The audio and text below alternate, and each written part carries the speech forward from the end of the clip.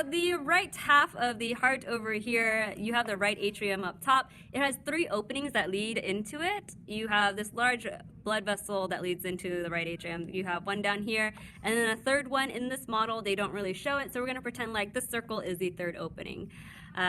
So these 2 blood vessels, notice they are, one's at the top, one's at the bottom of the heart, and they're named based on their locations. So what is the anatomical term we use for top versus bottom? Superior, inferior. Fabulous, thank you. So this would be your superior vena cava. Can you please say superior vena cava? The superior vena cava brings blood into the right atrium, and all this blood is actually coming from your arms, from your head, from your neck. So when that blood drops off oxygen and picks up carbon dioxide from like your brain, it'll come back to the heart through the superior vena cava. So if you have superior vena cava, just make sure you have that's deoxygenated blood coming back from every body part above the heart, basically. Okay. So superior vena cava brings back deoxygenated blood from any body part from above the heart. And below that, you have the inferior vena cava. Can you please say inferior vena cava?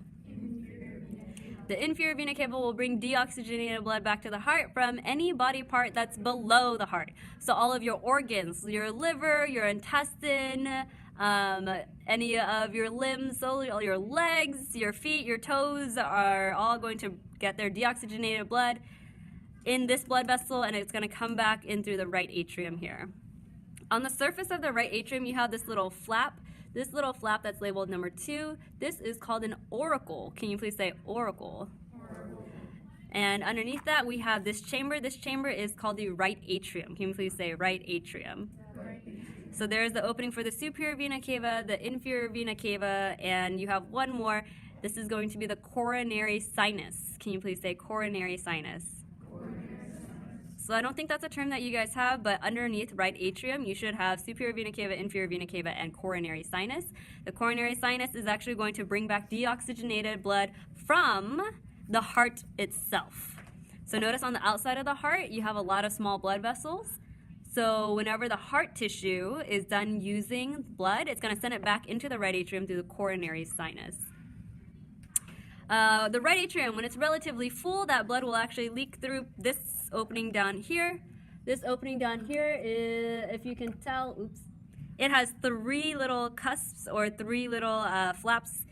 That's why it's called the tricuspid valve. Can you please say tricuspid valve? Tricuspid valve. The tricuspid valve connects the right atrium to the right ventricle. The way you can memorize ventricle is, notice, ventricle is actually kind of shaped like the letter V. Yeah, okay. So you have the right ventricle down under the right atrium. So can you please say right ventricle? Right ventricle. Notice the tricuspid valve, it acts as a one-way door for blood to go through into the right ventricle, but it cannot go back up into the right atrium. It shouldn't. So the tricuspid valve has these little string things attached to it. These are called the chorda tendineae. Can you please say chorda tendineae? Chorda tendineae.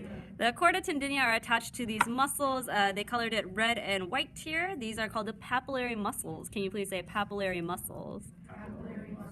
So every time the ventricles contract, it will squeeze the blood, and you want to make sure the blood goes this way and not back up into the atrium. So every time the right ventricle contracts, the papillary muscle will contract, pulling on the chorda tendineae so that the tricuspid valve stays closed so blood doesn't go back this way. Sometimes as you get older, or sometimes people are born with weaker chorda tendineae, and if blood does start going back up into the atria, that's what you would call like a prolapsed valve, if you guys have ever heard of that. Okay. All right, so let's go ahead and rewind really quick. Name.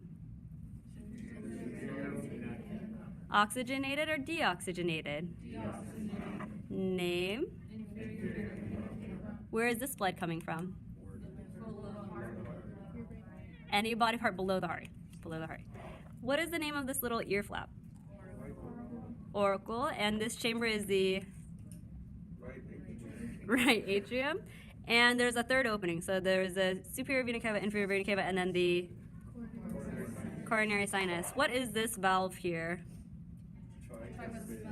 Tricuspid valve. What is this chamber down here? Right ventricle. One more time. These are the chorda tendineae. Can you please say chorda tendineae? Porta tendineae. And what kind of muscles are these down here? Papillary. Papillary. P-A-P. Okay. The right ventricle will contract, and every time it contracts, it will push the blood upwards through this valve here. Can you please say pulmonary semilunar valve? Pulmonary semilunar valve. Pulmonary will refer to lungs. So anytime you have the word pulmonary, expect this to relate to the lungs somehow. The blood will go from the right ventricle past the pulmonary semilunar valve into this very large vessel right here. This vessel is called the pulmonary trunk. Can you please say pulmonary trunk? Pulmonary trunk. The pulmonary trunk splits off into the right and the left pulmonary arteries. Can you please say right and left pulmonary arteries? Right and left pulmonary arteries. The right pulmonary artery is connected to the right lung. The left pulmonary artery is connected to the left lung. Okay? What is the blood going to do in the lungs? Get oxygen. It's got to drop off something as well. CO2, carbon dioxide. Okay? So the right ventricle will push the blood into the pulmonary trunk, pulmonary arteries. Once it's dropped off carbon dioxide and picked up oxygen, that blood can come back towards the heart. We're going to come back towards the heart through these two. There's two on this side from the right lung, and then there's two on this side from the left lung. These two are called the right and left pulmonary veins. Can you please say right and left pulmonary veins? Right and left pulmonary veins. So it's going to get confusing because you have pulmonary arteries and pulmonary veins. The way to remember it is arteries start with A, they go away from the heart. So A for away. Veins start with a V, and veins go to the heart. Veins start with the letter V, which is very similar to the number 2 when you hold it up. Okay, so they go towards the heart, pulmonary veins. They both enter into this chamber up here, so you can see there's 2 openings there, and then 2 more back here. Once the blood enters into this chamber, which is the left atrium, can you please say left atrium? Left atrium. Then the left atrium will push the blood past this valve. This is the bicuspid valve. Can you please say bicuspid valve? Bicuspid valve. Another name for bicuspid valve is mitral valve. That's M-I-T-R-A-L. That's a word you're going to hear a lot in videos, and in some textbooks they'll refer to it as a mitral valve. So keep that in mind. The bicuspid or mitral valve is stronger than the tricuspid valve. So bicuspid is stronger than the tricuspid. Once past the bicuspid valve, again, we have the chorda tendineae and papillary muscles, and then we enter into the left ventricle. Can you please say left ventricle? Left ventricle.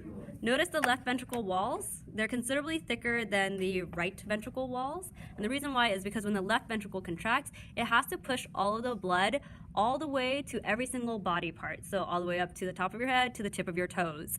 So whenever this contracts, it has to exert a lot of force. So the muscle layer is going to need to be thicker here. That's why this valve needs to be stronger, so that with all that force, that blood doesn't go backward into the left atrium.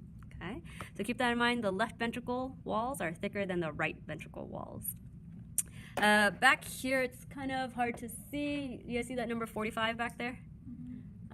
There's another valve back here. This is the aortic semilunar valve. Can you please say aortic semilunar valve? Aortic semilunar valve. When the left ventricle contracts, it pushes the blood through the aortic semilunar valve, which opens up into this large blood vessel, the aorta. Can you please say aorta? Aorta. In your notes, you should probably have something along the lines of the aorta is the largest blood vessel. It is the thickest blood vessel. It should withstand the most pressure, which means it's under a lot of stress all the time. And so sometimes people have aortic aneurysms, which means the walls of the aorta get weaker because it's under so much pressure all of the time. Huh? They might start feeling like pain in their chest or their abdominal cavity, or weakness or faintness whenever they do too much. Yeah. All right. The aorta, notice it has a lot of little branches coming off of it. There's one down here. There's a few up here. These branches are going to lead to different parts of the body. This branch itself actually just leads back to the outside of the heart. These branches up here, any guesses as to where these guys are heading? Up to the head, up to the neck. You guys see in movies, whenever someone gets their throat slashed, blood just like everywhere? Yes, because it's very high blood pressure because it's so close to the heart still. Okay. If you have time on the mannequin, you can kind of trace the pathway like up towards the neck. All right, and then everything below the heart the blood's going to come through here. This is called the descending aorta. Can you please say descending aorta? Descending aorta. All right, cool. So whenever the left ventricle contracts, it pushes blood into or past the aortic semilunar valve into the aorta. The first branch off of the aorta is the coronary arteries. The coronary arteries lead to the walls of the heart. So the myocardium, the muscle walls, they need oxygenated blood too. So the first branch is the right coronary artery, and then there's actually a left coronary artery that sneaks behind the pulmonary trunk. These little blood vessels here, notice how they branch off and get smaller. Sometimes cholesterol plaques do get stuck in here. So what happens if you get fat stuck in these little blood vessels and then all of this muscle tissue dies? What is that called? That's called a heart attack, okay? So these walls, the muscle walls, they're myocardium walls. If you notice at the end of your notes, there's a disorder listed called the myocardial infarction. That's what a heart attack is, okay? So myocardial infarction you should have in your notes. It's also known as a heart attack. Now, the myocardium tissue, once it uses that oxygen and it produces carbon dioxide, it's going to send the deoxygenated blood back through these coronary veins. All of the coronary veins actually merge together and head towards the back of the heart. So we're following these blue lines here, and it actually empties all the deoxygenated blood back into the right atrium in the coronary sinus, through the coronary sinus. All right?